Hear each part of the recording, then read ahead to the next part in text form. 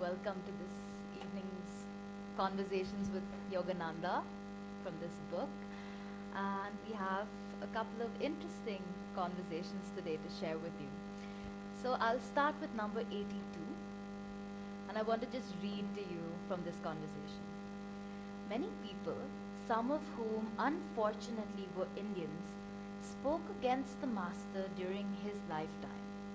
Why Indians? Perhaps they didn't like his having brought the spiritual teachings of India to the materialistic West, especially since they themselves were trying to adjust to Western ways. Or perhaps they didn't like the fact that the master adapted these teachings to the West instead of keeping them rigidly orthodox. Or perhaps, indeed most probably, his enormous energy made them simply uncomfortable. For people of low energy always tend to resent people of high energy, especially if both of them are in the same fields. Dr. Haridas Chaudhary told me in San Francisco in 1962. When I first arrived in America, I met a number of people in the Indian community who spoke against Swami Yogananda. I finally got to meet him myself and found that for his part, he had nothing but good to say about his critics. I knew then on whose foot the shoe fit. So, from this reading, I think we can take a couple of points for learning, which I want to share with you. So, the first one being, that some people were criticizing the master, criticizing Yoganandaji. And the second one being that people of low energy tend to resent people of high energy. So I'm going to start with that second one, because I think it's very important for us to understand both these aspects on the spiritual path. Often when we are going through a resentment of some sort, so we are kind of feeling negative about a certain situation, and then somebody comes and says, oh, it's just because your energy is low. Our first tendency might be to become defensive, and what are you talking about? My energy is not low. Look at that person. Look at what they're doing. Of course that's the situation. And we tend to become very defensive. I myself, when I was reading this, I was thinking, wow, is that really the case? And is it because my energy is low? I found myself, getting a little defensive or a little bit like, no, I don't think that's the issue. And a lot of times, if you think about it most logically, if our energy was uplifted, if it was high, we wouldn't be getting stuck in these little negativities and resentments, isn't it? And imagine resenting or having a resentment towards a master of all. So this understanding from Swamiji of people of low energy tend to resist those of higher. And this element of resistance, I was thinking of a story that he would often give, an example that he would give in his talk. I may not use the same context he would give, but I guess I can share the essence with you. He would say that, imagine a company and the employer calls the employee for a meeting. And say the scenario is disharmony. So he's sharing with the employee, I've heard, it seems like there's a lot of disharmony right now in our company. And the employee says, yes, absolutely, and agrees with him. And then he says, it seems like there's a lot of disharmony among our staff members. And yes, absolutely, sir, you're right. He says, well, in fact, I've heard that you sometimes are the cause of this disharmony. What? No, not me, never, I never. That response, I think all of us have maybe been victims to that at some point. Just that defensiveness of not me, there's a problem with everything else and everyone else around me, but not me. And so keeping this in mind, I think, is something that we can learn from, just by, really paying attention to.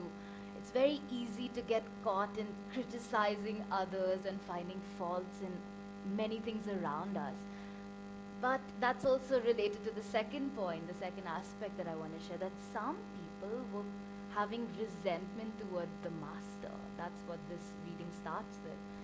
And so how easy it is to find problems with what's going on and the people around us, and especially those who have higher energy. It makes us uncomfortable. It pushes us a little bit out of our comfort zone.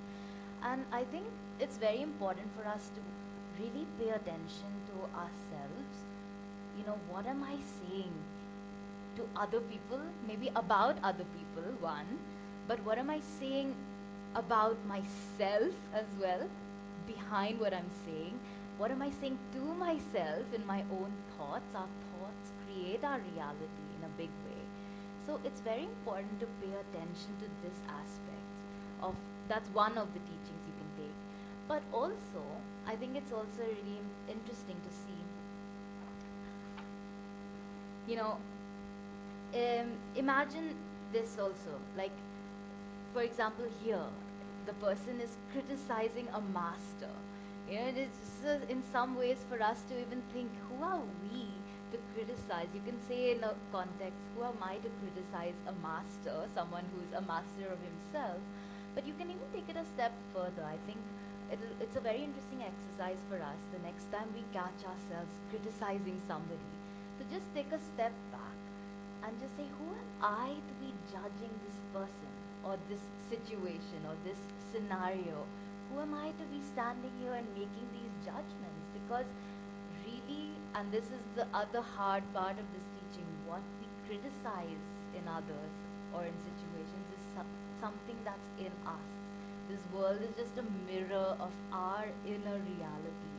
And so really paying attention to what it is that we're, talking, our voice, what are we paying attention to?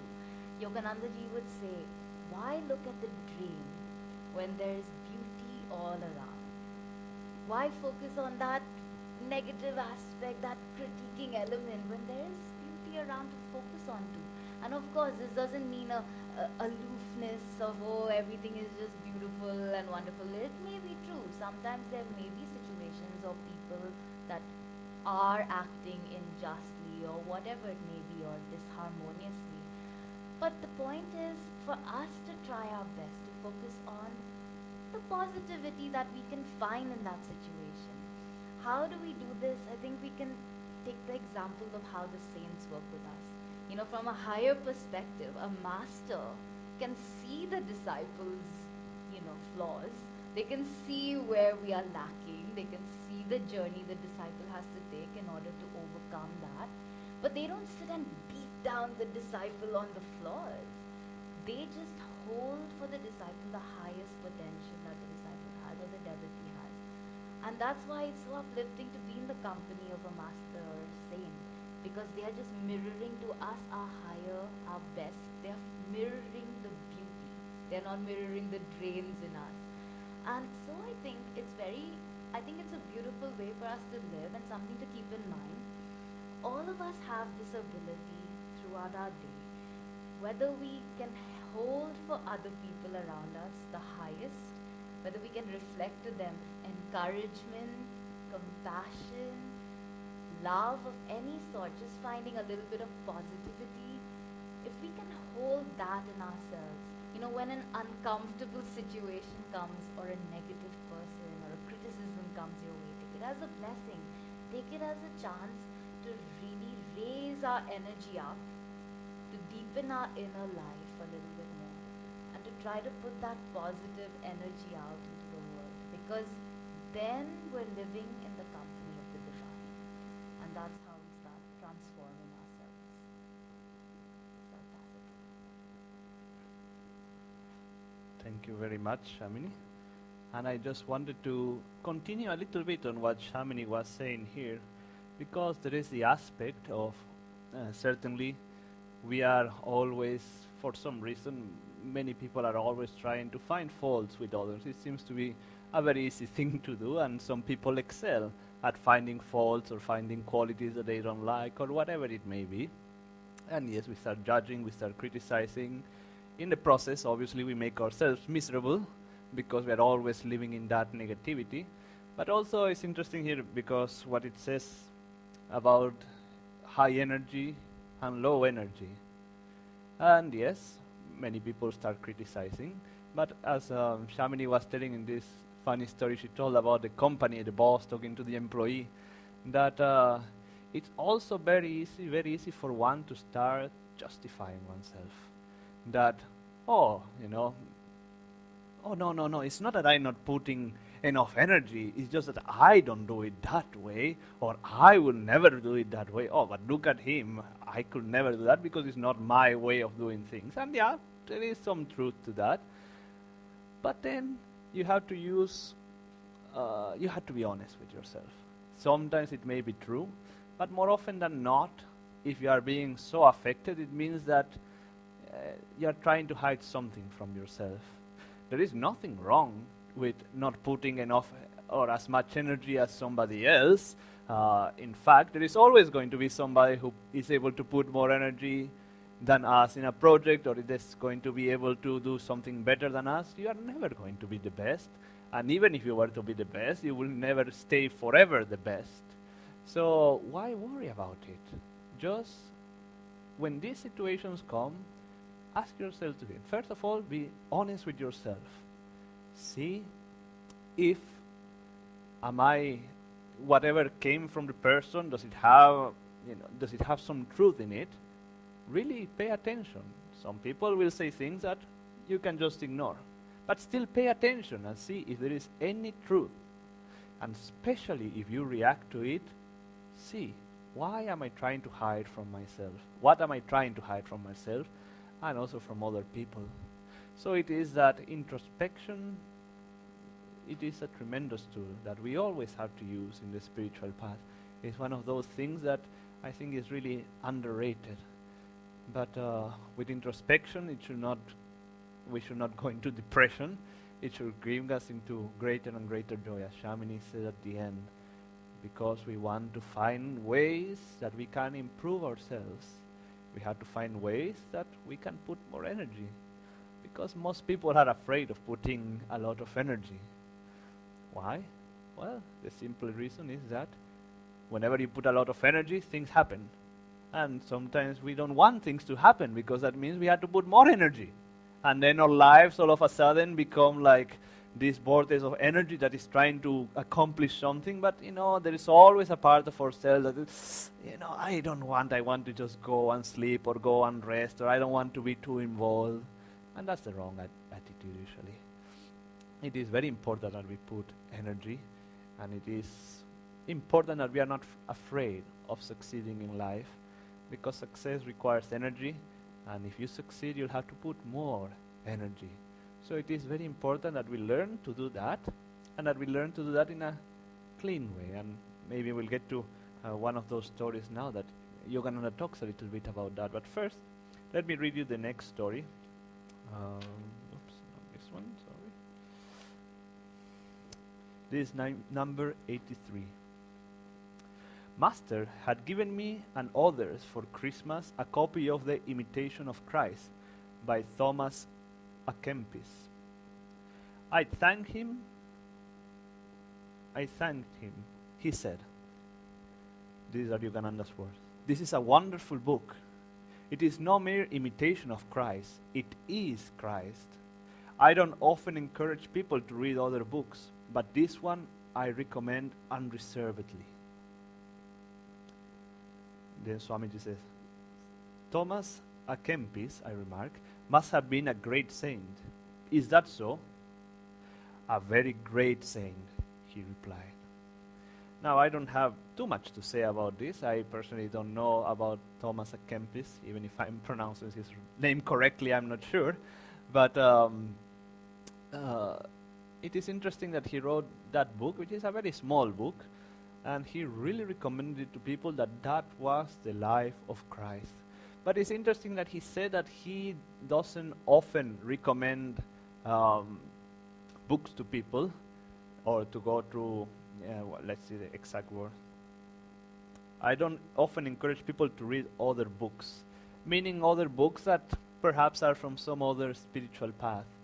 And we had to keep in mind that no matter what spiritual path we are in, Yogananda had an advice for everyone. He said, go to saints, to holy people, to wise people. Go to them for inspiration. Don't go to them for their teachings or their guidance, even in many cases. He said that teachings and guidance you should get from your own spiritual path, from your own guru, or if his guru is not alive, from within or from those who you believe represent your guru or your spiritual path. And he was very careful to devotees that they do not mix too many things, because again, since the paths to truth are so many, can become very confusing for people. Oh, this saint say that, on that saint say that, and all saints say, they are all truth, and it's true, they are all truth. But as we all know, different saints emphasize different things, and therefore one saint may tell you that you have to love God with all your heart and do nothing else. And another saint will tell you, no, you have to be even-minded and cheerful at all times. That's how you'll find God. And other people will say, no, you just have to meditate day and night, and that's the only way to find God. And in a way, they're all truth in their own ways. In the highest way, they are all true, but they may not apply for everybody. So that's, I find it very interesting that this is one of the few books that Yogananda didn't mind that his own followers would also read. Now I'll just read a little bit about the next story because it's a little long. But basically there was a man who was trying to destroy one of Yogananda's churches, destroy not physically, but bring it down, you could say. And as a consequence, Yogananda was, or at that time I should say, Yogananda was ill. He was in bed, he was bedridden. He told his disciples that he was taking the karma of the situation and of people involved. And then there was a devotee who helped clear everything. But this is how Swamiji ends the story. Mr. Jacot, a devoted student of Master's, was the person who resolved that situation. He done so by publicly denouncing what, as he had soon realized, was a dishonest trick. Later on, the Master thanked him. He added, however, the good that you did would have been greater had you employed more harmonious means. It is never good, even with good intentions, to create wrong vibrations by anger and harsh words. And this is when the spiritual path can become complicated in some ways, because you see, here it is, this man trying to do something good for his guru, because somebody else was trying to bring him down. And yet the guru, obviously he was very gracious and he was really grateful to him for helping out, but then he had to scold him a little bit also. Next time, don't be disharmonious, don't use anger, don't create these vibrations, which are the very things we are trying to fight. Even though the end was good, the means were not so good. And in this world of relativity, unfortunately, there is never going to be an absolute good and absolute evil. Most of the decisions we take are somewhere in between. But those guidelines that Yogananda gave there of not bringing disharmony, not bringing negativity, are something that we can follow in general. It is very interesting, but more often than not, you are not going to listen to the person who's shouting in the room and who is all angry about something and making a big mess. You are usually going to listen to the one who is calm, because calmness has much more power than restlessness, than anger. If somebody can state a point of view, even in the midst of chaos, very calmly, it carries a lot of energy with it, a lot of power with it.